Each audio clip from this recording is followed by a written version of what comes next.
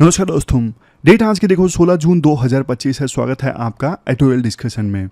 आज देखो 4 इश्यूज हम डिस्कस करेंगे और चारों डिटेल्स हैं। और देखो मैंने पहले भी ऐसा बताया है कि लास्ट में ना एथिक्स होता है 15-20 मिनट का। वीडियो की लेंथ अपनी उतनी ही रहती है 30-35 मिनट। तो एक दो बच्चों के कमेंट आए कि सर वीडियो की लेंथ रिड्यूस कर दीजिए। वीडियो की लेंथ उतनी ही है। लास्ट में एथिक्स है, जिनको देखना है वो देख सकते हैं, जिनको नहीं देखना वो छोड़ सकते हैं। और कुछ लोगों ने ये भी बोला कि सर एथिक्स की ना अलग से वीडियो बना दीजिए 10-15 मिनट की। लास्ट में मैं ना एक मैराथन वीडियो की सहायता से रिवाइज भी करवाने की कोशिश कर लूँगा। अभी आप पढ़ लीजिए। अलग से वीडियो काटना थोड़ा कम्बरसम रहेगा, कॉम्प्लेक्स सा काम है। इससे अच्छा लास्ट में एक बार फिर से रिवाइज करवा दूंगा। तो ये 4 इश्यूज आज हम डिस्कस करेंगे। सबसे पहले देश के संविधान मेकिंग से संबंधित। वैसे देखो ये सिंपल आर्टिकल है, मतलब बहुत सारी ऐसी चीज़ें हैं जो हम लक्ष्मीकांत में भी पढ़ते ही हैं, लेकिन थोड़ा अलग पर्सपेक्टिव से इसको देख लेंगे कि हाँ संविधान बनाते वक्त कौन कौन सी मुख्य डिबेट्स इमर्ज होके आई थी, तो डिस्कस कर लेंगे। ऐसे वगैरह में भी इस आर्टिकल को आप यूज़ कर सकते हो। फिर ये एयर क्रैश जो हुआ अभी अहमदाबाद से गेटविक जो प्लेन जा रहा था ना, वो क्रैश कर गया। तो एविएशन सेक्टर से संबंधित ये आर्टिकल है। काफ़ी सारे अच्छे पॉइंट्स है। एविएशन सेक्टर कवर हो जाएगा। फिर ईरान और इजराइल के बीच में युद्ध स्टार्ट हो गया ना, वर्स्ट केस सिनेरियोज डिस्कस किए जा रहे हैं इस आर्टिकल में। और चौथा फिर एथिक्स डिस्कस करेंगे। चलिए डिस्कशन स्टार्ट करते हैं। आज के डिस्कशन में हमारा फर्स्ट इंपोर्टेंट आर्टिकल देश के संविधान से संबंधित है। आपने सिलेबस में जीएस पेपर सेकंड के इस टॉपिक से आर्टिकल को रिलेट कर सकते हो। राइटर शुरुआत में बोलते हैं, देखो अक्सर हम ये देखते हैं कि ना कई पॉलिटिकल रैलीज में या फिर प्रदर्शन में ना जो नेता होते हैं वो संविधान की यानी हमारी कॉन्स्टिट्यूशन की जो बुक है उसे एज ए प्रोप के तौर पे इस्तेमाल करते हैं। जैसे लीडर स्पीच देते वक्त संविधान की बुक को लहरा के दिखाते हैं कि देखो सरकार या फिर विपक्ष जो है वो संविधान का पालन नहीं करता, संविधान का सम्मान नहीं करता। राइटर बोलते हैं देखो संविधान की वैल्यू सिर्फ इतनी रह गई है कि इसे प्रोप के तौर पे इस्तेमाल किया जाए, नमूने के तौर पे इस्तेमाल किया जाए पॉइंट के लिए। अदरवाइज देखो हमारे देश के लीडर्स को या फिर बहुत से लोगों को ये पता भी नहीं होगा कि कितनी मेहनत से संविधान बना था, कितने सोच विचार का नतीजा है संविधान। तो इस आर्टिकल में ना हम जानेंगे कैसे संविधान की प्रक्रिया कैसे रही, क्या मुख्य डिबेट्स रही, जब कॉन्स्टिट्यूट असेंबली की डिबेट्स चल रही थी तो किन किन मुद्दों पे बहुत विवाद हो गया था, लेकिन बाद में बड़ी मुश्किल से वो विवाद संभाला। सबसे पहले राइटर बोलते हैं देखो संविधान ना अचानक से नहीं बन गया, इसके पीछे ना एक लंबी हिस्ट्री है।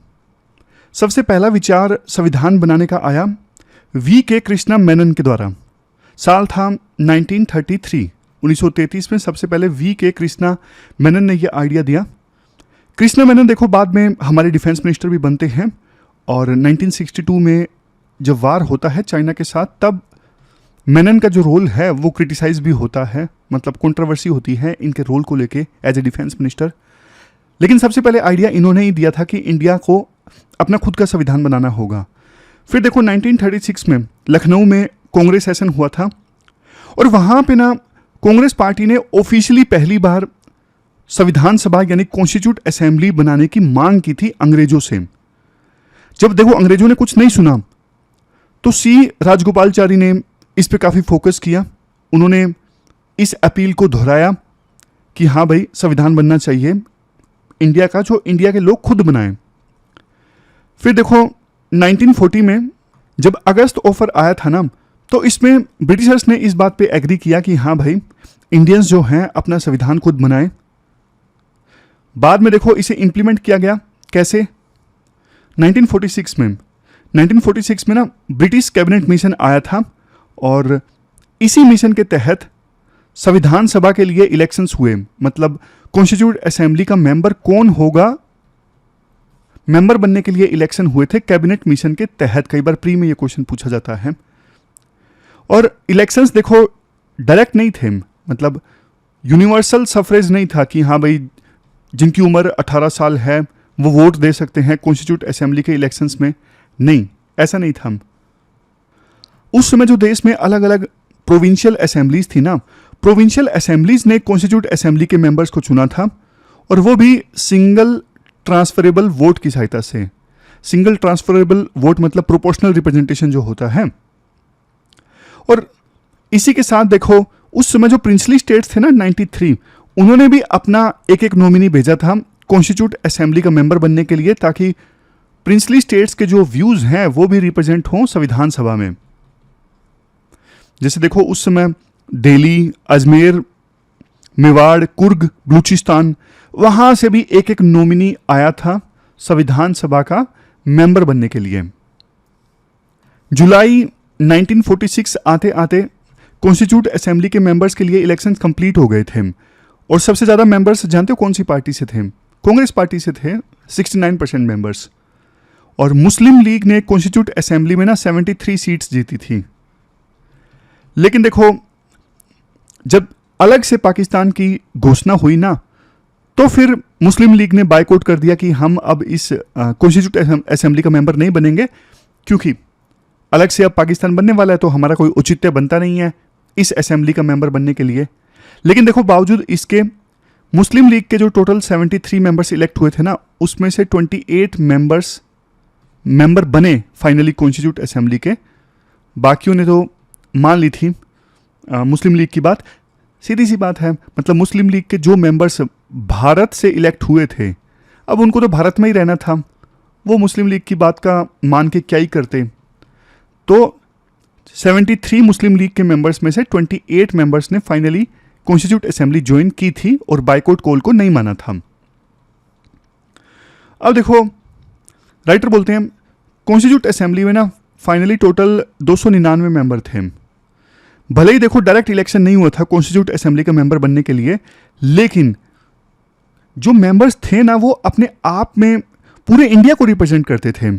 इनके लिए ना एक कोट इस्तेमाल किया जाता है, इंडिया इन माइक्रोकोज्म। क्या मतलब है इस चीज का?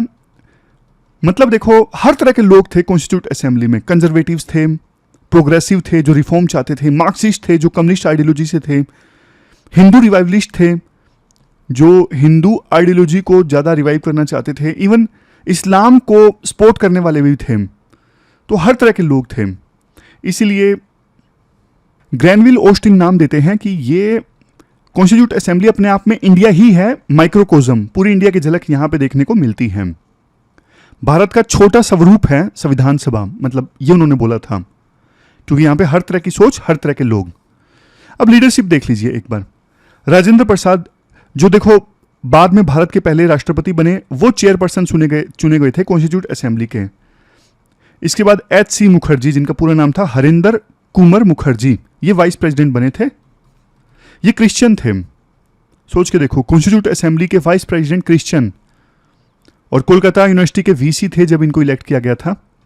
फिर अंबेडकर, ये ड्राफ्टिंग कमेटी के चेयरपर्सन थे, और इस ड्राफ्टिंग कमेटी को काम दिया गया था कि संविधान को ड्राफ्ट बनाना, संविधान का ड्राफ्ट यानी खांचा तैयार करना, भाई कौन कितने पार्ट होंगे, कौन से पार्ट में क्या होगा, पूरा स्ट्रक्चर तैयार करना। फिर बी एन राव ये एडवाइजर थे। इनका काम क्या था? इन्होंने देखो संविधान बनवाने में मदद की थी, एडवाइस वगैरह दी थी। पहला ड्राफ्ट इन्होंने बनवाया। संविधान सभा की टोटल देखो 114 मीटिंग्स हुई, और टोटल 2 साल 11 महीने और 18 दिन लग गए थे संविधान को बनाने में। क्या क्या डिबेट्स हुई? मुख्य डिबेट्स की हम बात करते हैं जो कई बार यूपीएससी में काम आ जाती हैं आंसर्स लिखने में, और डायरेक्ट क्वेश्चन भी पूछ लिए जाते हैं। सबसे पहले मेजर डिबेट थी यूनिवर्सल सफरेज, मतलब किसको वोट देने का अधिकार दिया जाए। कुछ लोग ये बोलते थे कि भारत के लोग ना अभी इतने साक्षर नहीं है, लिटरेट नहीं है, पढ़े लिखे नहीं है, तो सबको वोट देने से कोई फायदा होगा नहीं, ये प्री मैच्योर डिसीजन होगा। तब देखो नेहरू ने इस डिबेट को खत्म किया। उनका फेमस कोट था, the voice of a peasant is as precious as that of a professor. एक पीजेंट की आवाज भी उतनी ही मजबूत है जितनी की प्रोफेसर की वॉइस, मतलब उतनी ही वेटेज है दोनों की वॉइस में।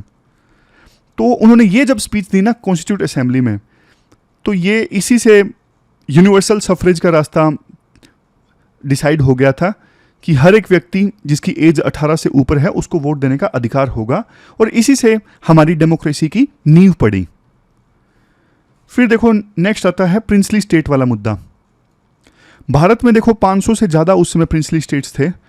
इनको भारत में कैसे मिलाया जाए ये एक बड़ा चैलेंज था, लेकिन सरदार पटेल ने ज़बरदस्त काम किया, जिनको आयरन मैन ऑफ इंडिया कहा जाता है। उन्होंने देखो हर चीज़ को यूज़ किया, जहाँ पे डिप्लोमेसी की आवश्यकता थी वहाँ पे डिप्लोमेसी यूज़ की, जहाँ पे देखो मिलिट्री प्रेशर की आवश्यकता थी उन्होंने मिलिट्री प्रेशर को यूज़ किया, जहाँ पे देखो रेफरेंडम की आवश्यकता थी वहाँ पे उन्होंने रेफरेंडम करवाया। तो इसी प्रकार से इतने सारे प्रिंसली स्टेट्स फाइनली शामिल हुए भारत में। अदरवाइज देखो दिक्कत हो जाती, कहीं कहीं भारत का संविधान लागू है, कहीं कहीं नहीं लागू है। आज जो भारत का मैप दिखता है फिर ऐसा नहीं होता। फिर देखो नेक्स्ट डिबेट ये आती है, स्टेट्स को स्ट्रॉन्ग बनाया जाए या फिर सेंटर को। तो फाइनली ये डिसाइड हुआ कि स्ट्रॉन्ग तो हम बनाते हैं सेंटर को, क्योंकि देश की यूनिटी के लिए जरूरी है। लेकिन अंत में देखो एक बैलेंस जरूर रखा गया था कि स्टेट्स को भी जो पावर मिलेगी वो संविधान से मिलेगी, और सेंटर के पास में एक्स्ट्रा ऑर्डिनरी पावर्स आएंगी सिर्फ इमरजेंसी के दौरान।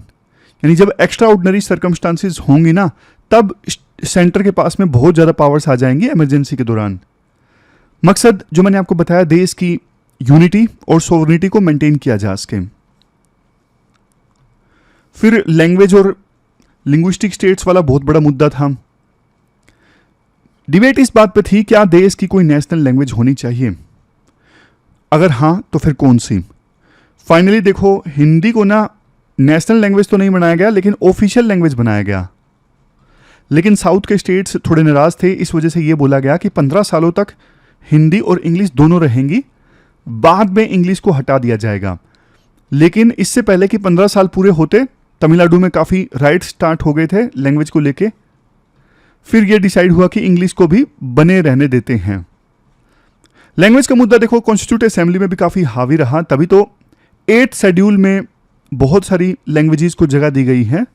एक मुद्दा यह भी था कॉन्स्टिट्यूट असेंबली की डिबेट्स के दौरान, क्या हमारे राज्यों को हम भाषा के आधार पर डिवाइड करें। मतलब जैसे तेलुगु बोलने वाले लोगों के लिए अलग से स्टेट तेलुगु प्रदेश, तमिल वालों के लिए अलग से, मलयालम वालों के लिए अलग से, क्या इस प्रकार से हम भाषा के आधार पे अलग अलग राज्य बना दें। तो शुरू में तो ये डिसाइड हुआ कि नहीं यार ऐसा नहीं बनाते हैं, ऐसे तो बहुत सारी लैंग्वेजेस हैं, भारत टूट फूट जाएगा, मतलब इतनी छोटी छोटी लैंग्वेज के आधार पे राज्य बनाने लगे तो। लेकिन बाद में देखो फिर वो भी एक पूरी हिस्ट्री है। श्रीमालू उन्होंने प्रोटेस्ट किया था आंध्र प्रदेश के लिए तेलुगु स्पीकिंग लोगों के लिए अलग से राज्य बनाने का, तो उनकी फास्ट अनटू डेथ में ना मौत हो गई थी। मतलब उन्होंने व्रत रखा था कि जब तक नहीं बनाओगे मैं अपना फास्ट नहीं तोड़ूंगा, तो उन्होंने फास्ट तोड़ ही नहीं पाए, पहले उनकी डेथ हो गई। तो काफ़ी प्रोटेस्ट वगैरह हुआ, तो फिर आंध्र प्रदेश बनाने का डिक्लेरेशन हुआ। फिर बाद में और भी कुछ राज्यों को भाषा के आधार पर बनाया गया। फिर आता है एक डिबेट चली fundamental rights versus directive principle की, कि मतलब दोनों में से ऊपर किसे रखा जाए। तो ऊपर तो देखो फंडामेंटल राइट्स को रखा गया, क्योंकि फंडामेंटल राइट्स को जस्टिसिएबल रखा गया कि इनकी इन्फोर्समेंट को लेके कोई कोर्ट में जा सकता है, मतलब इन्फोर्सेबल बाय कोर्ट्स हैं फंडामेंटल राइट्स। जबकि डायरेक्टिव प्रिंसिपल्स के बारे में ये बोला गया कि ये इन्फोर्सेबल नहीं है, क्योंकि देखो भारत के पास में इतने रिसोर्सेज नहीं थे, इसलिए ना स्टेट्स को मतलब स्टेट को गाइडलाइन देके छोड़ दिया गया कि डीपीएसपी में ऐसी चीजें हैं जो आपको पूरा करनी है। फंडामेंटल राइट्स का उद्देश्य था political justice, political rights provide करना जनता को। डीपीएसपी का उद्देश्य क्या था, social and economic justice provide करना। समझ गए, जैसे सोशल जस्टिस इसलिए जैसे चाइल्ड की बात की गई है, वुमेन की बात की गई है, डिसेबल की बात की गई है, एल्डर्स की बात की गई है। इकोनॉमिक जस्टिस मतलब इनइक्वालिटी कम की जाएगी, वो सारी चीजें। तो ये भी क्वेश्चन कई बार यूपीएससी पूछती है, प्री में पूछती है, मेंस में नहीं पूछती।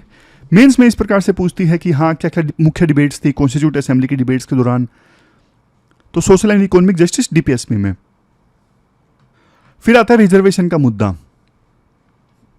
उस समय देखो अंबेडकर ने रिजर्वेशन पे काफी जोर दिया था। उनका यह कहना था कि एसटी और एससी के लिए रिजर्वेशन जरूरी है, लेकिन काफी विरोध हुआ। अंबेडकर ने साफ कह दिया था अगर रिजर्वेशन नहीं दिया गया तो जो लोग इनइक्वालिटी से सफर करेंगे ना, वो डेमोक्रेसी का स्ट्रक्चर उड़ा देंगे, डिस्ट्रॉय कर देंगे।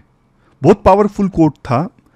मतलब इस कोट का मतलब ये था अगर इक्वालिटी नहीं होगी तो डेमोक्रेसी खतरे में पड़ जाएगी, इसलिए रिजर्वेशन देना जरूरी है। अंबेडकर ने देखो सामाजिक न्याय यानी सोशल जस्टिस को सबसे ऊपर रखा था। उसी का नतीजा था कि ओरिजिनल संविधान में ही एससी एसटी के लिए रिजर्वेशन का प्रोविजन कर दिया गया था। फिर देखो एक डिबेट चली थी सेकुलरिज्म को लेके। कुछ लोग चाहते थे कि हिंदू हेरिटेज को ना विशेष मान्यता मिले हमारे देश में। लंबी बहस हुई, सहमति नहीं बन पाई। आखिरकार देखो इस बात पे सहमति बनी कि जो भारत का रिपब्लिक है ना वो सभी धर्मों को बराबर ट्रीट करेगा। ये देखो हमारे संविधान की ना स्पेशल फीचर है, मूल विशेषता है। कोई भी राज्य का कोई ऑफिशियल धर्म नहीं होगा, किसी धर्म को स्पेशल प्रेफरेंस राज्य नहीं देगा यानी स्टेट नहीं देगा, और सबको अपना अपना धर्म प्रैक्टिस करने की इजाज़त होगी। फिर देखो बात करते हैं डेट की। 26 नवंबर 1949 को ना संविधान पास हो गया था। दुनिया का सबसे लंबा संविधान है भारत का संविधान। उस समय जब पास हुआ था ना 395 आर्टिकल्स थे, इसके अलावा 8 शेड्यूल्स थे, 22 पार्ट्स थे। ये तब की बात है, अब तो देखो काफ़ी चेंज हो चुका है।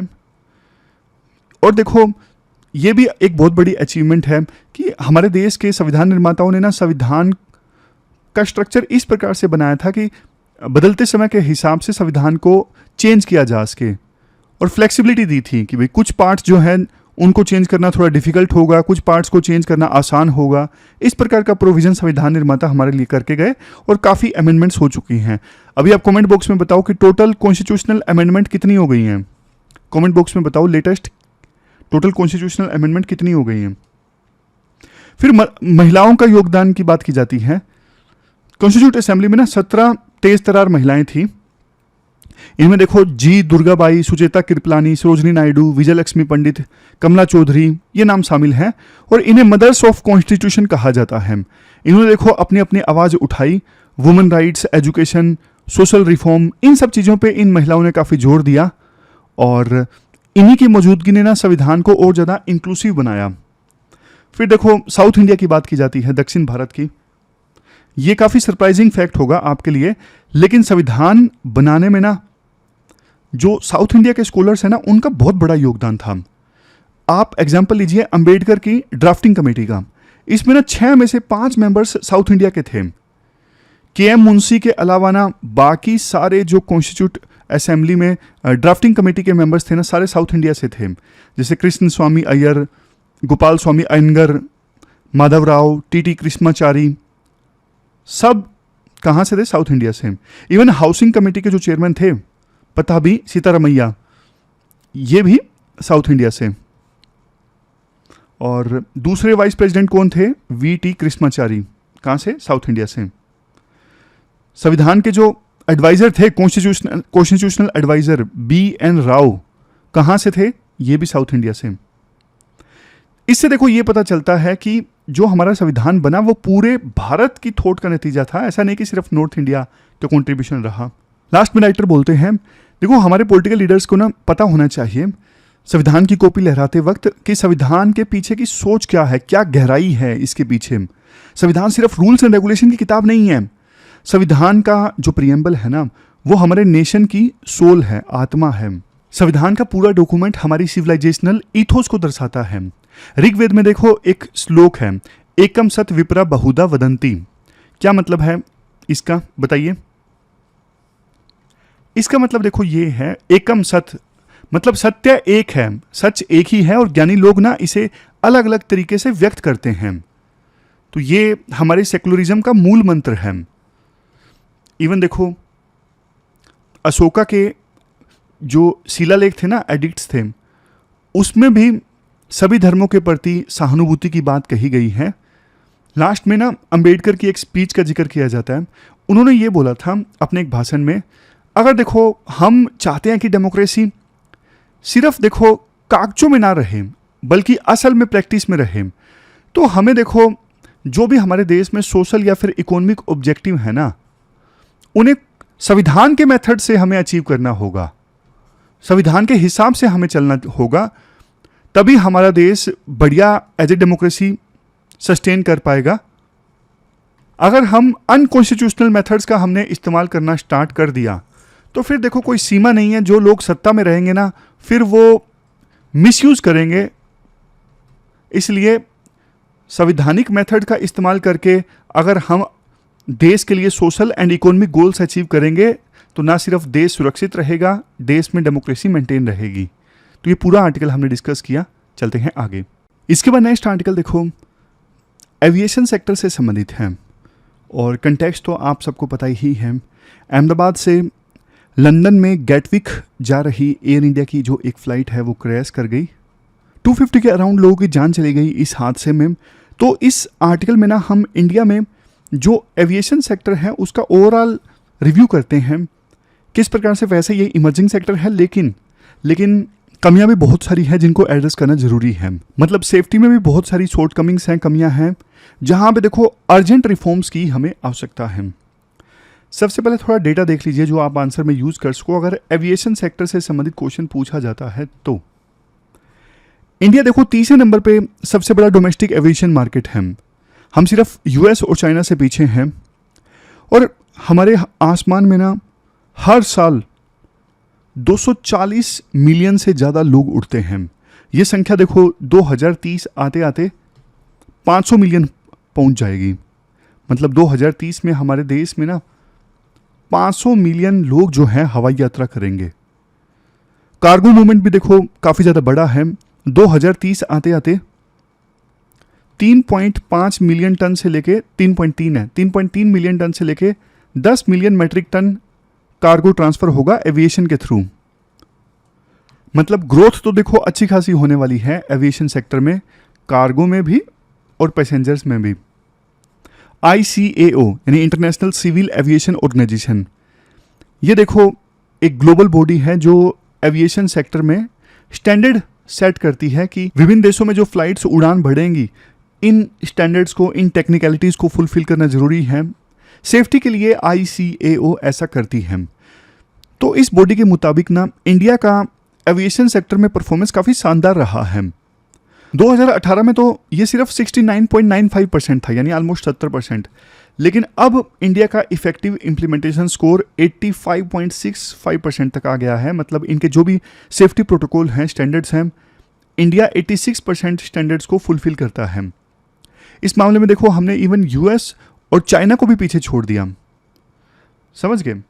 मतलब हमारे विमान कितने फिट हैं और उनका संचालन कितना ज़्यादा सुरक्षित है, इस मामले में हम चाइना और US को भी पीछे छोड़ चुके हैं। और हाल ही में न्यू दिल्ली में ना एक बहुत बड़ा इवेंट हुआ था। क्या था उस इवेंट का नाम? 81st IATA मतलब international air transport association and world air transport summit. तो यहाँ पे इस समिट में भी इंडिया को सबसे बड़ा एविएशन मार्केट में से एक माना गया और ये हमारे लिए देखो काफ़ी ज़्यादा गर्व की बात है। 2026 में एक इवेंट होगा, विंग्स इंडिया 2026। ये एक प्रकार से प्लेटफॉर्म होगा कि इंडिया एविएशन सेक्टर में अपनी जो लीडरशिप है वो शो कर सकता है। मतलब कैसे हमारे देश में भी प्लेन्स की डिज़ाइनिंग, मैन्युफैक्चरिंग, इंक्लूसिविटी, इनोवेशन और सेफ्टी, इन सब पे ध्यान चल रहा है, वो इंडिया दिखा सकता है इस विंग्स इंडिया 2026 इवेंट में। चलो देखो अच्छी अच्छी बातें तो हमने डिस्कस कर ली। मतलब जो डेटा कुछ आप जो आंसर्स में यूज़ कर सकते हो। अभी कमियों की बात करते हैं। सबसे पहला है regulatory oversight and crisis management. देखो DGCA, directorate general of civil aviation, DGCA, directorate general of civil aviation, ये ना हमारे देश में एविएशन सेक्टर को रेगुलेट करने के लिए ना रेगुलेटरी बॉडी है। ये एविएशन रूल्स बनाती है और इम्प्लीमेंट भी करती है, यानी लागू करती है। लेकिन ना इस बॉडी की, DGCA की, काफ़ी ज़्यादा आलोचना होती है कि ये जो बॉडी है ना ये प्रोएक्टिव नहीं है। मतलब घटना होने के बाद ही एक्शन लेती है। जैसे देखो अगर कोई प्लेन में गड़बड़ी हुई तभी DGCA जांच करेगी, पहले के सेफ्टी लैप्सेस को पकड़ने में कमज़ोर है। समझ गए?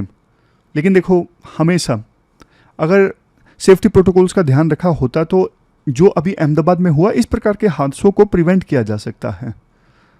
देखो सारे हादसों को तो प्रिवेंट नहीं किया जा सकता ऑफ कोर्स, मतलब कितना भी कर लो यार, मशीन तो मशीन है। लेकिन सेफ्टी प्रोटोकॉल्स को बाकायदा फॉलो किया जाए, सेफ्टी ऑडिट समय समय पे हो, तो देखो हादसे कम जरूर किए जा सकते हैं। फिर आता है नेक्स्ट, हमारे देश में अक्सर हम ये डिस्कस करते हैं कि पायलट्स को ना काफ़ी लंबा काम करना पड़ता है। लॉन्ग वर्किंग आवर्स के कारण ना उनमें फैटिग आती है, थकावट आती है, और जिस वजह से कई बार इस प्रकार के हादसे हो जाते हैं। कई बार रोस्टर का भी क्रिटिसिज्म किया जाता है कि एयरलाइंस जो है पैसा बचाने के चक्कर में रोस्टर अपना ऐसा बनाती हैं कि पायलट्स को लगातार ज़्यादा काम करना पड़ता है। फिर एक दिक्कत ये भी है, weak technical manpower to aircraft ratio, मतलब per aircraft technical man power जितनी होनी चाहिए उतनी हमारे देश में नहीं है। फिर नेक्स्ट है lapses in load engine and wing planning, ये सबसे लास्ट में। ये देखो, इसका मतलब भी मैं आपको बता देता हूँ क्या क्या मतलब है इस चीज़ का। यहाँ पे देखो कुछ टेक्निकल पॉइंट्स हैं। लोड प्लानिंग का क्या मतलब होता है? लोड प्लानिंग मतलब प्लेन में कितना सामान और कितने लोग होंगे, इसका सही हिसाब लगाना देखो जरूरी है। एम्बियंट एयर टेम्परेचर कितना होगा, इंजन की परफॉर्मेंस, जो प्लेन में विंग्स हैं, विंग्स के सरफेस की सेटिंग क्या रहेगी, इन सब चीज़ों पे ध्यान देना बहुत ज़रूरी है। जैसे एक हादसे के बारे में बताया जाता है कि ना एक बार क्या हुआ, प्लेन में ना इम्प्रॉपर लोड प्लानिंग हुई, मतलब एक साइड सामान ज़्यादा हो गया, एक साइड कम हो गया, तो इस वजह से ना टेक ऑफ करते वक्त बैलेंस बिगड़ गया। उस समय एक मेजर एक्सीडेंट होने से बच गया था। लेकिन देखो, ये लोड प्लानिंग और बाकी जो चीज़ें मैंने टेक्निकल बताई ना, विंग प्लानिंग, ये सब बहुत ध्यान से होनी चाहिए। फिर एयरपोर्ट पे भी काफ़ी सारे इश्यूज होते हैं, सेफ्टी इश्यूज हैं, जैसे इनएडिक्वेट स्क्रीनिंग प्रोसीजर। एयरपोर्ट पे स्क्रीनिंग अच्छे से नहीं होती, मतलब ठीक से चेक इन होना चाहिए लेकिन होता नहीं है कई बार। साइबर थ्रेट्स का खतरा है कि कोई हैक कर ले एयरपोर्ट के ऑपरेशंस को। फिर बैगेज हैंडलिंग में भी काफ़ी सारी प्रॉब्लम्स होती हैं, जैसे लगेज का गलत जगह पहुंच जाना, लगेज की टूट फूट, मतलब ऐसे बहुत से इंफ्रास्ट्रक्चर संबंधित इश्यूज हैं। जैसे बर्ड्स कई बार प्लेन से टकरा जाती हैं टेक ऑफ या फिर लैंडिंग के दौरान। इवन अहमदाबाद एयरपोर्ट से जिस प्लेन ने अभी टेक ऑफ किया था और क्रैश कर गया ना, बोला जा रहा है कि वैसे तो काफ़ी सारे सिनेरियोज हैं, लेकिन एक सिनेरियो ये भी हो सकता है बर्ड्स टकरा गई हों इस प्लेन से। एक्चुअली होना क्या चाहिए, एयरपोर्ट पे जो घास होती है ना वो 3 इंच से ज़्यादा नहीं होनी चाहिए, लेकिन अहमदाबाद एयरपोर्ट पे ना घास 3 इंच से ज़्यादा है। 3 इंच से ज़्यादा घास होना, फिर इंसेक्ट्स वगैरह ज़्यादा आते हैं, इंसेक्ट्स वगैरह ज़्यादा आएँ तो वहाँ पे बर्ड्स वगैरह ज़्यादा आते हैं, और बर्ड्स फिर फ्लाइट से टकरा जाएँ तो फिर एक्सीडेंट का खतरा रहता है। पार्लियामेंट में देखो, स्टैंडिंग कमेटी की ना एक रिपोर्ट आई एविएशन सेक्टर के ऊपर। स्टैंडिंग कमेटी की रिपोर्ट ये कहती है, एविएशन सेक्टर के ऊपर कुछ और पॉइंट्स दिए जाते हैं, जैसे एयर ट्रैफिक कंट्रोल जो प्लेन्स का नेविगेशन करवाता है ना, याद कीजिए वो फिल्म, कौन सी फिल्म थी वो जिसमें विजय राज होते हैं ना, वो विजय वर्मा या विजय राज हैं, वर्मा नहीं है, जो बोलते हैं अब आप एक काम कीजिए, आंखें बंद करके हे ईश्वर, वो वाला, ये लाल बटन दिख रहा है, नहीं दबाना चाहिए था, वो एटीसी है, एयर ट्रैफिक कंट्रोल। अब ना हमारे देश में एटीसी में काफ़ी सारी वैकेंसीज रहती हैं, एटीसी टावर में लोग कम हैं, बर्डन ज़्यादा है। इवन देखो ये जो बॉडी है ना AAIB, aircraft accident investigation bureau, aircraft accident investigation bureau, इस बॉडी को भी कम बजट मिलता है कि जांच वगैरह कर सके। अगर इस बॉडी को भी फंड नहीं मिलेगा तो फिर जांच होगी कैसे। इवन कई जगह एयरपोर्ट्स पे ना ILS सिस्टम ठीक से काम नहीं करते। आप पूछोगे सर ये ILS सिस्टम क्या होता है, टेक्निकल चीज़ है क्या? नहीं यार, ये इंस्ट्रूमेंट लैंडिंग सिस्टम है, इंस्ट्रूमेंट लैंडिंग सिस्टम जो पायलट्स को ना एयरपोर्ट पे प्लेन उतारने में, रनवे पे प्लेन उतारने में मदद करता है, इंस्ट्रूमेंट लैंडिंग सिस्टम। तो कई एयरपोर्ट पे ठीक से काम नहीं करते, तो ये इंफ्रास्ट्रक्चर संबंधित इश्यूज हैं सारे। कई जगह ये भी देखा जाता है कि एयरपोर्ट्स की जो ज़मीन पे ना एंक्रोचमेंट हो पड़ा है, लोगों ने कब्जा कर रखा है। एयरपोर्ट के आसपास ना जो भी कंस्ट्रक्शन होगी इसके लिए NOC लेना ज़रूरी होता है। इवन ये जो हादसा हुआ ना एयर इंडिया वाला, अहमदाबाद से प्लेन ने उड़ान भरी थी, अब ये BJ मेडिकल कॉलेज के हॉस्टल से टकरा गया। अब वो बिल्डिंग ना 5 फ्लोर ऊंची थी, कायदे से इतनी ऊंची बिल्डिंग एयरपोर्ट के बिल्कुल नज़दीक होनी नहीं चाहिए, लेकिन हो सकता है कि पॉलिटिकल प्रेशर आया हो, NOC दे दी गई हो। फिर देखो राइटर ये भी बोलते हैं अभी और बहुत सारे चैलेंजेस हैं, जैसे एयरलाइंस के लिए प्लेन उड़ाना ना बहुत महंगा पड़ता है, ऑपरेशनल कॉस्ट काफ़ी ज़्यादा हाई है, इंडिया में फ्यूल प्राइसेस काफ़ी हाई हैं क्योंकि टैक्स काफ़ी ज़्यादा लगता है। बहुत जो बड़े एयरपोर्ट्स हैं इंडिया में जैसे दिल्ली वगैरह, यहाँ पे तो इतनी कंजेशन है, रनवेज कम हैं, फ्लाइट्स ज़्यादा हैं, इन्वायरमेंट सस्टेनेबिलिटी की भी दिक्कत है। एविएशन इंडस्ट्री ना पोल्यूशन बहुत करती है, तो इसको कम करना भी एक चैलेंज है। तो ये सारे पॉइंट्स हमने डिस्कस कर लिए, प्रॉब्लम्स डिस्कस कर ली। अब आपके पास इतनी सारी प्रॉब्लम्स हैं, आप आसानी से बता सकते हो। फिर ऐसा नहीं है कि देखो कुछ अच्छा नहीं हुआ है एविएशन सेक्टर में। हमारे देश में एयरपोर्ट देखो कितने ज़्यादा बढ़ गए हैं, ये बहुत बड़ी उपलब्धि है। 2014 में हमारे पास सिर्फ 74 एयरपोर्ट्स थे, लेकिन आज 160 से भी ज़्यादा एयरपोर्ट्स हमारे देश में हैं। इसमें देखो हेलीपोर्ट्स और वाटर एरोड्रोम भी शामिल है।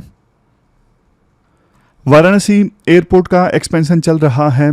नए सिविल एनक्लेव्स बन रहे हैं। सिविल एनक्लेव्स मतलब मिलिट्री एयरफील्ड में ना सिविलियन फ्लाइट्स के लिए जगह छोड़ दी जाती है, तो इसे बोलते हैं सिविल एनक्लेव्स। मतलब कोई मिलिट्री की जगह है, मिलिट्री एयरफील्ड है, वहाँ पे इतनी सी जगह मान लीजिए सिविल फ्लाइट्स के लिए छोड़ दी, तो उसे बोलते हैं सिविल एनक्लेव। उड़ान स्कीम सरकार ने चलाई थी ताकि दूर दराज की जो छोटी सिटीज़ हैं, जैसे नॉर्थ ईस्ट की कैपिटल्स हैं, आइजोल है, वहाँ से भी कनेक्टिविटी अच्छी हो सके। कुछ डिजिटल ट्रांसफॉर्मेशन भी हुआ है एविएशन सेक्टर में, जैसे डिजी यात्रा ऐप है। फेस रिकॉग्निशन से ना आपकी एंट्री हो जाती है वहाँ पे एयरपोर्ट के अंदर, आपको टिकट वगैरह नहीं दिखानी पड़ती अलग से। कुछ नई पॉलिसीज सरकार की तरफ से आई हैं, जैसे भारतीय वायुयान अधिनियम 2024। ये क्या है?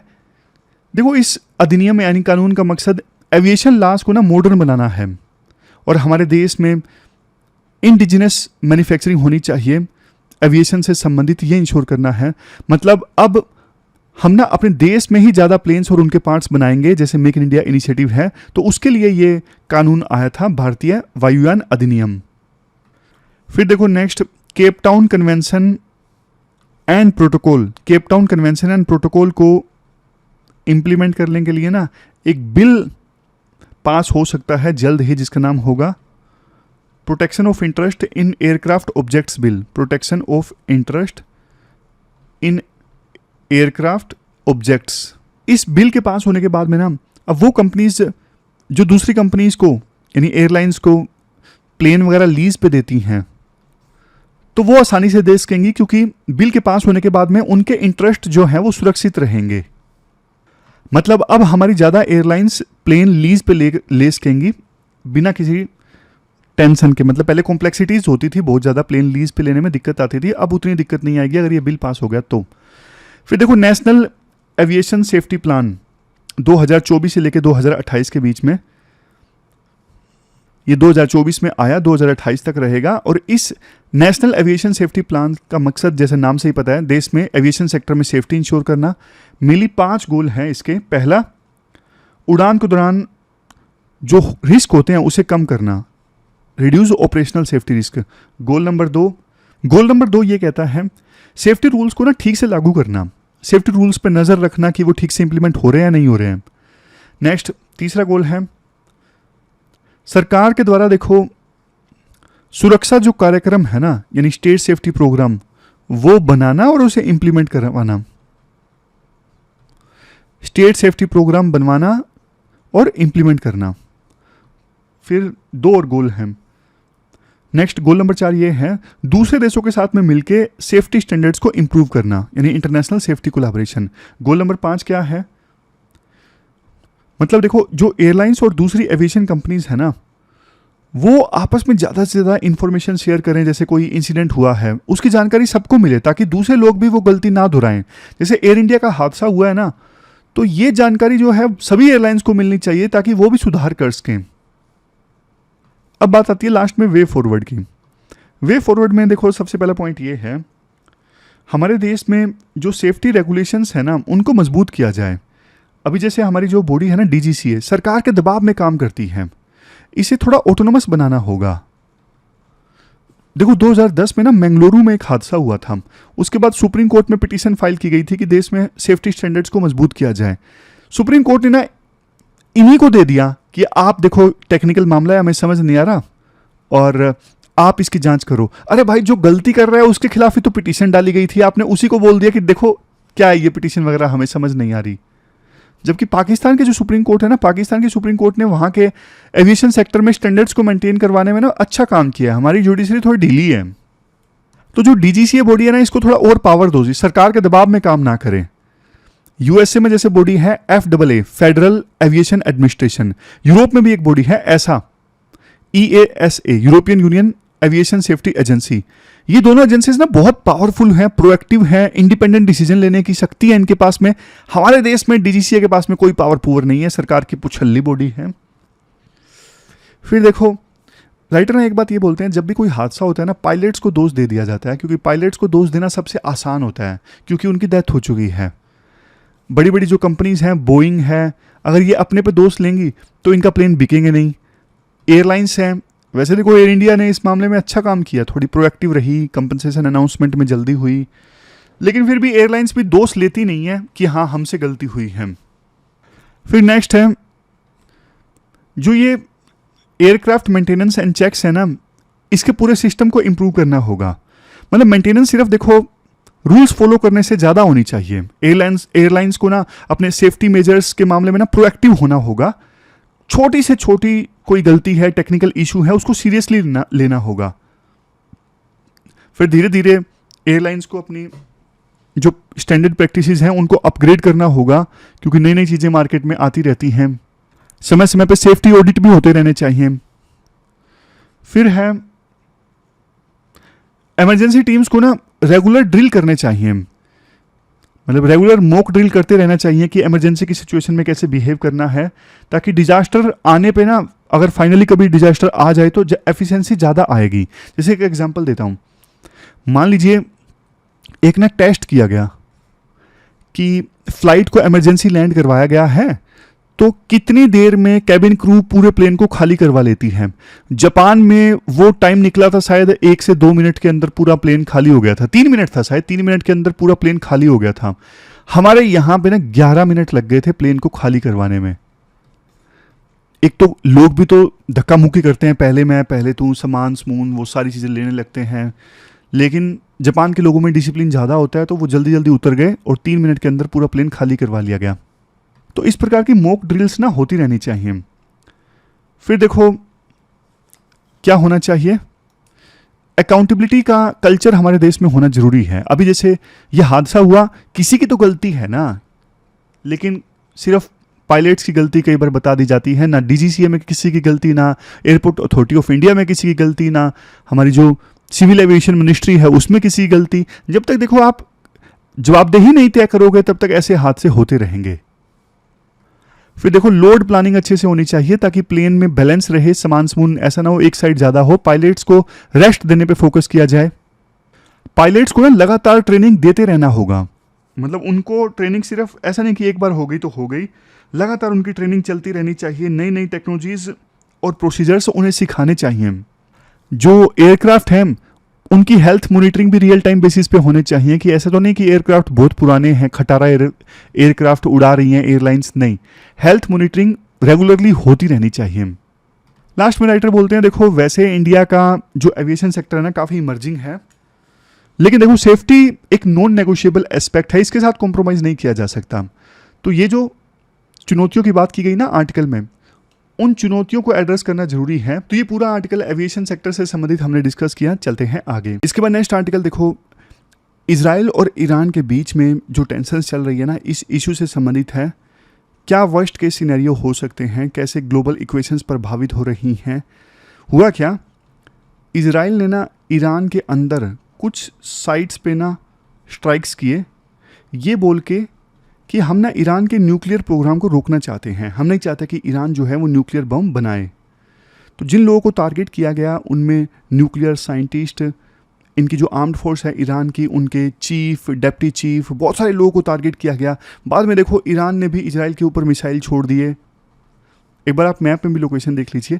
तो जैसा ऑपरेशन सिंदूर के दौरान सिचुएशन थी ना इंडिया और पाकिस्तान के बीच में, भाई स्ट्राइक्स चल रहे थे, तो उसी प्रकार की सिचुएशन है ईरान और इजराइल के बीच में।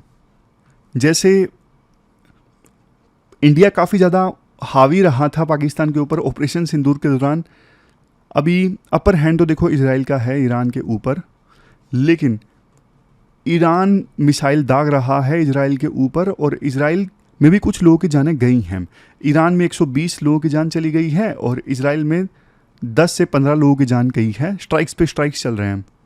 इवन इजराइल जो है वो ईरान के अंदर ऑयल रिफाइनरी और दूसरे जो क्रिटिकल इंफ्रास्ट्रक्चर है ना उसको भी निशाना बना रहा है। आप सबसे पहले ना बैकग्राउंड देखिए, दोनों के बीच में टेंशंस है क्यों। देखो 1979 में ना ईरान में इस्लामिक रेवोल्यूशन आया था। पहले शाह डायनेस्टी का रूल हुआ करता था, लेकिन ईरानियन रेवोल्यूशन के बाद में ना थियोक्रेसी आ गई यहाँ पे। थियोक्रेसी मतलब जो रिलीजियस लीडर्स है ना उनका रूल आ गया। तो ईरान ने ना ओपनली ये कह दिया इजराइल जो है वो एक जियोनिस्ट कैंसर है, वेस्ट एशिया में इजराइल को एग्जिस्ट ही नहीं करना चाहिए और इसे हम ख़त्म कर देंगे। ईरान देखो इजराइल के अगेंस्ट ना काफ़ी सारे प्रोक्सीज को सपोर्ट करता है, जैसे हमास है जिसने अटैक किया इजराइल के ऊपर, उसे सपोर्ट करता है। हिजबुल्लाह को सपोर्ट करता है लेबनान में, हाउथीज़ को सपोर्ट करता है ईरान यमन में। तो इन सब जगहों पे सपोर्ट करता है और ये इजराइल के अगेंस्ट हमले करते रहते हैं। इवन पिछले साल भी 2024-25 में ना गजा वार के बाद में ना इजराइल और ईरान के बीच में टेंशंस बढ़ गई थी। अप्रैल 2025 में यानी 2 महीने पहले डायरेक्ट मिसाइल फायर की ईरान ने इजराइल के ऊपर। ये पहली बार था कि ईरान ने इजराइल के ऊपर डायरेक्ट मिसाइल्स फायर किए। उसके बाद देखो इजराइल ने भी कुछ जवाब दिया लेकिन ज़्यादा लड़ाई हुई नहीं। लेकिन अब ऐसा लगता है जैसे इजराइल जो था वो सही समय का इंतज़ार कर रहा था। तो अभी जो टेंशंस चल रही हैं इजराइल और ईरान के बीच में, वर्स्ट केस सिनेरियोज क्या हो सकते हैं। सबसे पहला सिनेरियो तो देखो ये हो सकता है कि यूएसए ना एंटर कर जाए। ईरान देखो ओपनली ये बोल रहा है कि इजराइल ने जो स्ट्राइक्स किए हैं हमारे ऊपर, इसके पीछे यूएसए का हाथ है। अब सोचो अगर देखो ईरान यूएसए टारगेट्स पे अटैक करे, जैसे यूएसए के बहुत सारे मिलिट्री बेसिस हैं इराक के अंदर, यूएस स्पेशल फोर्सेस का बेस है, इवन बहरीन, कतर, यूएई, ये जो देश है ना यहाँ पर भी यूएसए की मिलिट्री इंस्टॉलेशंस है और यूएसए की एम्बेसीज या फिर कॉन्सुलेट्स तो है ही ना। तो इन पे मान लीजिए ईरान ने अटैक कर दिया तो फिर देखो यूएसए भी इन्वॉल्व हो जाएगा इस युद्ध में। यूएस ने पहले ही इन सभी जगहों से अपने जो लोग हैं विड्रॉ कर लिए हैं। वार्निंग भी दी है कि अगर कोई अमेरिकन मारा गया तो फिर ईरान को इसके गंभीर परिणाम भुगतने पड़ेंगे। इवन ट्रंप की जो पार्टी है रिपब्लिकन पार्टी, वो तो रिपब्लिकन पार्टी के बहुत सारे लोग तो मांग भी कर रहे हैं कि बिल्कुल सही समय है ईरान के खिलाफ में स्ट्रिक्ट एक्शन लेने का, यूएसए को इस मौके से पीछे नहीं हटना चाहिए। नेक्स्ट पॉइंट ये है, देखो ईरान की जो न्यूक्लियर फैसिलिटीज़ है ना जैसे फोर्डो में, ये बहुत नीचे जाके अंडरग्राउंड में हैं, ज़मीन के बहुत नीचे जाके हैं। और सिर्फ यूएसए के पास पूरी दुनिया में ऐसे बॉम्ब हैं जो धरती के इतनी नीचे जो साइट्स हैं ना उनको तबाह कर सकती हैं। सिर्फ यूएसए के पास ऐसे बॉम्ब हैं जो अंडरग्राउंड ऐसी साइट्स को डिस्ट्रॉय कर सकते हैं। इजराइल अकेला ईरान के न्यूक्लियर प्रोग्राम को डिस्ट्रॉय नहीं कर सकता है। और अगर यूएसए इन्वॉल्व हुआ फिर तो देखो फुल फ्लैश वार स्टार्ट हो जाएगा। इवन देखो आपको याद होगा इराक में यूएसए ने जो वार छेड़ा था यही कह के छेड़ा था कि सद्दाम हुसैन के पास में केमिकल वेपन्स हैं, वेपन्स ऑफ मास डिस्ट्रक्शन हैं, लेकिन यूएसए ने पूरा इराक तबाह कर दिया, बाद में कोई वेपन ऑफ मास डिस्ट्रक्शन नहीं मिला। तो ईरान में भी यही हाल यूएसए कर सकता है। नेक्स्ट है gulf Nations in the cross fire. मतलब देखो जो ये गल्फ नेशंस है ना जैसे यूएई, सऊदी अरेबिया, ये यूएसए के चमचे हैं। तो ईरान ना इनको भी नुकसान पहुंचाने की कोशिश कर सकता है। जैसे 2019 में ईरान द्वारा लिंक्ड एक ड्रोन ने सऊदी अरेबिया में अरामाको कंपनी है वहाँ की फैसिलिटीज़ पे अटैक किया था। 2022 में हाउथीज़ ने अटैक किया यूएई के अंदर मिसाइल्स की सहायता से। तो ईरान ना इन गल्फ नेशंस में जो यूएसए के चमचे हैं ना वहाँ पे ऑयल रिफाइनरीज पे टारगेट कर सकता है, पावर प्लांट्स को टारगेट कर सकता है। तो फिर ना अगर ऐसा हुआ तो ये मल्टी फ्रंट वार स्टार्ट हो जाएगा, ईरान की गल्फ नेशंस के साथ भी लड़ाई स्टार्ट हो जाएगी। फिर नेक्स्ट है अगर देखो मान लीजिए इजराइल जो अभी ईरान के न्यूक्लियर फैसिलिटीज़ को टारगेट करने की कोशिश कर रहा है ताकि ईरान को न्यूक्लियर बॉम्ब ना बनाने दिया जाए, मान लीजिए इजराइल डिस्ट्रॉय नहीं कर सका ईरान की न्यूक्लियर फैसिलिटीज़ और ईरान जो है वो और तेज़ी से न्यूक्लियर बॉम्ब बनाना स्टार्ट कर दे, तो फिर अभी देखो उनके पास में 400 किलोग्राम 60% इनरिच्ड यूरेनियम है। और अगर 90% इतना 90% इनरिच्ड यूरेनियम होगा ना 400 किलोग्राम, फिर 10 बम आसानी से बन जाएंगे। इजराइल देखो वहाँ के साइंटिस्ट को मार सकता है लेकिन नॉलेज को नहीं मार सकता। एक कोट है, आप ना फैसिलिटीज़ पे बम गिरा सकते हो, माइंड्स पे नहीं गिरा सकते हो, नॉलेज तो ट्रांसफरेबल होती है ना। फिर नेक्स्ट है, ईरान ना स्ट्रेट ऑफ हॉर्मज को बंद कर सकता है, यहाँ पे ब्लॉकेड लगा सकता है। ये जो स्ट्रेट है, स्ट्रेट ऑफ हॉर्मज, यहाँ से देखो अगर यहाँ पे ब्लॉकेड लग गया, शिप्स आना जाना बंद हो गए, तो वर्ल्ड में देखो 20% ऑयल ट्रेड प्रभावित होगा, ऑयल के दाम काफ़ी ज़्यादा बढ़ जाएंगे। और इसका ना सबसे ज़्यादा फायदा एक ही देश को होगा। किसको होगा? रशिया को। रशिया जो यूक्रेन के साथ युद्ध लड़ रहा है, रशिया का तेल ज़्यादा बिकेगा, उसको अपना वार लड़ने में आसानी रहेगी। 1973 में ऑयल क्राइसिस हुए थे, उसमें जो गल्फ कंट्रीज़ थी उन्होंने मना कर दिया था कि हम वेस्टर्न कंट्रीज़ को ऑयल नहीं देंगे, तो तेल काफ़ी ज़्यादा बढ़ गए थे, तेल के दाम काफ़ी ज़्यादा बढ़ गए थे। फिर मान लीजिए एक सिनेरियो ये है कि ईरान में जो अभी रेजीम है खामिनी का, थियोक्रेसी है, वो ख़त्म हो जाए। देखो अगर ऐसा होगा ना, जो कि नेतान्याहू बोल रहे हैं इजराइल के प्रधानमंत्री कि उन्होंने एक बात बोली कि ईरान के लोगों, हम आपकी आज़ादी का रास्ता तैयार कर रहे हैं। लेकिन देखो ये जो वेस्टर्न कंट्रीज़ है ना, इन्होंने पहले भी ना लीबिया में इंटरवेंशन किया, गद्दाफी को मार के, इराक में किया, सद्दाम को मार के, ये देश ना तबाह हो गए, क्योंकि ना वहाँ पे फिर वैक्यूम क्रिएट हो गया और पूरा का पूरा देश कोलैप्स कर गया। इराक जो इतना पावरफुल हुआ करता था एक टाइम पे, अब क्या हाल है? ये सब यूएसए की वजह से हुआ है। यूएसए ने वहाँ पे इंटरवेंशन किया, सद्दाम हुसैन को मारा था। तो ना अगर देखो यहाँ पे मान लीजिए ईरान के रजीम को हटा भी दिया जाता है, खामिनी को मार दिया जाता है, तो इजराइल में ना फिर बहुत सारे सेक्ट्स के बीच में टेंशन्स पैदा हो जाएंगी, देश तबाह हो जाएगा। फिर हो सकता है न्यूक्लियर नॉलेज गलत हाथों में चल जाए, ये तो डिजास्टर हो जाएगा। तो फ्यूचर ना क्या होगा इजराइल ईरान के बीच में टेंशन्स का, 2-3 चीज़ों पे डिपेंड करता है।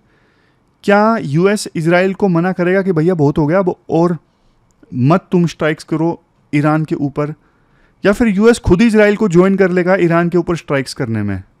ये पहला क्वेश्चन। दूसरा, ईरान कितना ज़्यादा बिहेव करता है इजराइल स्ट्राइक्स के अगेंस्ट? क्या ईरान फुल फ्लैज वार करता है या फिर ईरान चुप करके बैठ जाएगा? तो ये भी चीज़ें हैं। तो मिडिल ईस्ट जो है वो माइन फील्ड है, चेस बोर्ड नहीं है। इस पॉइंट पे ना डिप्लोमेसी की बहुत ज़्यादा आवश्यकता है। तो ये पूरा आर्टिकल हमने डिस्कस किया, चलते हैं आगे। अब लास्ट में देखो हम एथिक्स का छोटा सा पोर्शन डिस्कस कर लेते हैं। आज हम डिस्कस करेंगे role of family in inculcating the values. बच्चों में ना वैल्यूज़ इनकलकेट करने में फैमिली का क्या रोल होता है। देखो अब्दुल कलाम जी ने ना एक बात बोली थी, अगर हमें हमारे देश को करप्शन फ्री बनाना है ना, तो 3 सोसाइटी के मेंबर्स का सबसे बड़ा योगदान है जो डिफरेंस ला सकते हैं। सबसे पहले फादर, मदर और तीसरे नंबर पे टीचर। पहला कौन? फादर, दूसरा कौन? मदर, और तीसरा कौन? टीचर। इसमें देखो फैमिली का रोल भी सबसे बड़ा होता है। ब्रिगम यंग का एक कोट है, if you educate a man you educate a man, if you educate a woman you educate A generation. ये फेमस कोट है जो हम ऐसे में पढ़ते हैं। एक मैन को आप एजुकेट करते हो तो मैन एजुकेट हो जाता है, लेकिन एक वुमन को एजुकेट करते हो तो पूरी जनरेशन एजुकेट हो जाती है। एक महिला ना पूरे परिवार और आने वाली पीढ़ियों को एजुकेट करती है, जिसमें देखो वैल्यूज़ भी शामिल होती हैं। होता क्या है, देखो माँ बाप का जो प्यार होता है ना, माँ बाप का प्यार, उनकी देखभाल, उनकी इमोशनल सपोर्ट, इन सब चीज़ों से ना बच्चे के लिए यानी चाइल्ड के लिए ना एक इन्वायरमेंट बनता है और उसी इन्वायरमेंट में वैल्यूज़ इनकलकेट होती हैं बच्चों में। नहीं समझ में आया? मैं आपको ना सिंपल भाषा में बताता हूँ। एक एग्जाम्पल हुआ था हैरलो मंकी एक्सपेरिमेंट। हैरलो मंकी एक्सपेरिमेंट 1958 में हुआ था। इसमें क्या हुआ, एक बेबी मंकी थी। बेबी मंकी को ना अपनी मदर मंकी से अलग कर दिया गया और उसकी जगह ना 2 सरोगेट मदर अलग से बिठा दी गई बेबी मंकी के सामने। रियल मदर को अलग कर दिया गया, 2 सरोगेट मदर बिठा दी गई।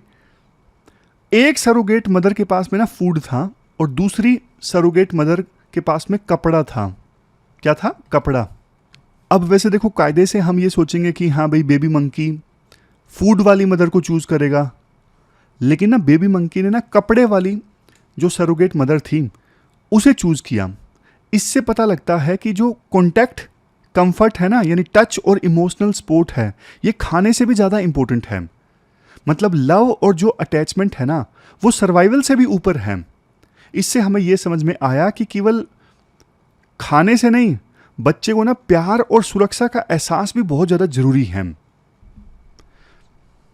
जैसे एक और कीवर्ड है यहाँ पे, सूडो ऑर्फन सिंड्रोम। क्या है? Pseudo orphan syndrome. Pseudo orphan syndrome का क्या मतलब होता है? मान लीजिए कई परिवारों में ना पेरेंट्स मौजूद तो रहते हैं, पेरेंट्स मौजूद रहते हैं फिजिकली, लेकिन इमोशनली कोई कनेक्शन नहीं होता पेरेंट्स और बच्चों के बीच में।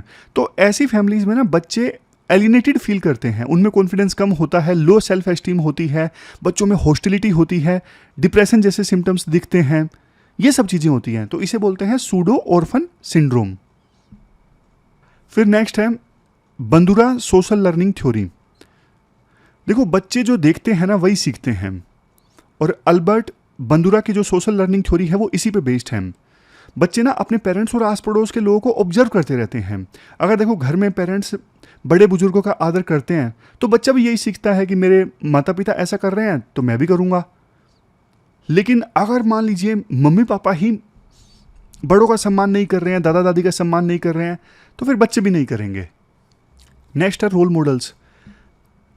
देखो, पेरेंट्स जो होते हैं ना, पेरेंट्स ना सिर्फ पेरेंट्स बल्कि फैमिली मेम्बर्स भी, वो पॉजिटिव रोल मॉडल्स होते हैं बच्चों के लिए।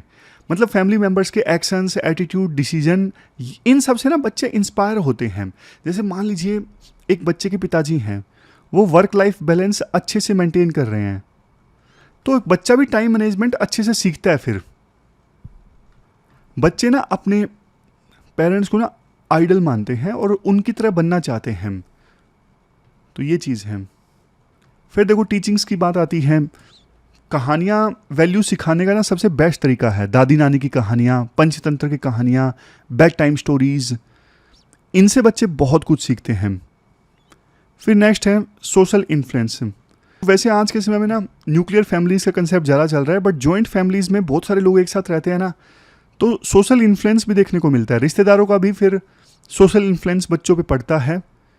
फ्रीडम बेशक थोड़ी कम होती है, लेकिन कोऑपरेशन काफ़ी ज़्यादा होता है और बच्चे सीखते हैं। जैसे टॉलरेंस की वैल्यू सीखते हैं, कोऑपरेशन, आपस में कोऑपरेट करना, मिलजुल के रहना, ये सब चीज़ें सीखते हैं। सेक्रीफाइस सीखते हैं, केयर करना एक दूसरे की, वो सीखते हैं। फैमिली में फिर देखो रिवार्ड एंड पनिशमेंट से वैल्यूज इनकलकेट होती है। जैसे अगर किसी बच्चे ने ईमानदारी शो की तो पेरेंट्स प्रेज करते हैं उसको कुछ खिलाते पिलाते हैं, इनाम देते हैं। अगर कुछ गलत काम किया तो फिर उसको पनिशमेंट दी जाती है। तो B.F. स्किनर एक रिसर्चर थे, उनकी ना ऑपरेंट कंडीशनिंग इसी प्रिंसिपल पे बेस्ड थी, ये रिवार्ड एंड पनिशमेंट। जैसे देखो लैब में ना चूहों ने यानी रैट्स ने ये सीखा कि ग्रीन लाइट पर लीवर दबाने से खाना मिलता है और रेड लाइट पर अलार्म बजता है, तो चूहे ना फिर ग्रीन लाइट दबाते थे। तो यही तो है रिवार्ड एंड पनिशमेंट की थ्योरी। बच्चे भी फिर ऐसे ही सीखते हैं। फिर नेक्स्ट है फिगर्स ऑफ अथॉरिटी। देखो पेरेंट्स ना अथॉरिटेटिव फिगर होते हैं, उनकी गाइडेंस और एग्जाम्पल से भी वैल्यूज डेवलप होते हैं। मतलब पेरेंट्स का रोब होता है, अथॉरिटी होती है, तो बच्चे सीखते हैं फिर उनकी अथॉरिटी से। जैसे मान लीजिए ट्रैफिक में पेरेंट्स अगर ट्रैफिक लॉस को फॉलो कर रहे हैं तो बच्चों में भी ये आते आएंगी। अब देखो कई बार ना फैमिली के रोल को क्रिटिसाइज भी किया जाता है वैल्यूज़ को इनकलकेट करने में। जैसे सबसे पहले रिजिड थिंकिंग। कभी कभी ना फैमिली के वैल्यूज़ काफ़ी रिजिड होते हैं, पुराने ख्यालात होते हैं, इंडिपेंडेंट थिंकिंग दब जाती है। फॉर एग्जांपल देखो कुछ फैमिलीज़ ना अपने बच्चों को सिर्फ फैमिली बिजनेस में जाने के लिए फोर्स करती हैं और उनके ऊपर अपनी जो करियर चॉइसेस है ना वो थोप देती हैं। उनके पास इंडिपेंडेंट नहीं होता बच्चों के पास में, तो रिजिड थिंकिंग होती है कि यही चलेगा, इसके अलावा और कुछ नहीं करना। नेक्स्ट है बायस्ड एंड प्रेजुडाइज। फैमिलीज़ में ना कई बार अनइंटेंशनली बायस काफ़ी होते हैं। कास्टिज्म, कम्युनलिज्म, जेंडर स्टीरियोटाइपिंग, ये सब काफ़ी ज़्यादा होते हैं कई बार फैमिलीज़ में। जैसे अगर एक परिवार में लड़कों को लड़कियों से ज़्यादा अहमियत दी जाती है तो बचपन में जेंडर डिस्क्रिमिनेशन की सोच आ सकती है। फिर नेक्स्ट है lack of exposure. Limited exposure से बच्चे की सोच नैरो हो जाती है। जैसे एग्जांपल देता हूँ, अगर एक बच्चा सिर्फ अपने परिवार और उनके विचारों के बीच में पला बड़ा है तो उसे ना दूसरे कल्चर्स या फिर पर्सपेक्टिव्स को समझने में ना आगे जाके काफ़ी दिक्कत आती है। तो फैमिली का एक्सपोजर काफ़ी छोटा होता है। नेक्स्ट है subjectivity in the value system. एक फैमिली की जो वैल्यूज़ होती हैं, ऐसा थोड़ी ना कि वो यूनिवर्सली सही होंगी, हर जगह सही होगी। किसी फैमिली, जैसे देखो किसी फैमिली का बिलीफ है कि बिल्ली अगर रास्ता काट जाए तो दिन अशुभ है, लेकिन हर जगह थोड़ी ना ये चीज़ मान्यता होती है। तो फैमिली जो वैल्यूज़ होती है ना, वो यूनिवर्सल नहीं होती। सबसे लास्ट में है अनइक्वल ट्रीटमेंट। कई बार क्या होता है, जैसे परिवार में ना एक बच्चे को ज़्यादा अहमियत दे दी गई, दूसरे बच्चे को इग्नोर कर दिया गया, तो इससे ना काफ़ी ज़्यादा इन्फीरियोरिटी कॉम्प्लेक्स, जेलसी, ये सब चीज़ें भी आ जाती हैं। तो ये क्रिटिसिज्म है फैमिली के रोल का। लास्ट में क्वेश्चन देख लीजिए कौन सा अटैम्प्ट करना है। क्वेश्चन एविएशन सेफ्टी से संबंधित अटैम्प्ट करना है, 10 नंबर का ये क्वेश्चन है। तो ये थी हमारी आज की डिस्कशन। कल मिलते हैं फिर से एक नई डिस्कशन के साथ। तब तक आप अपना ध्यान रखिए, अच्छे से पढ़िए। Thank you very much for discussion.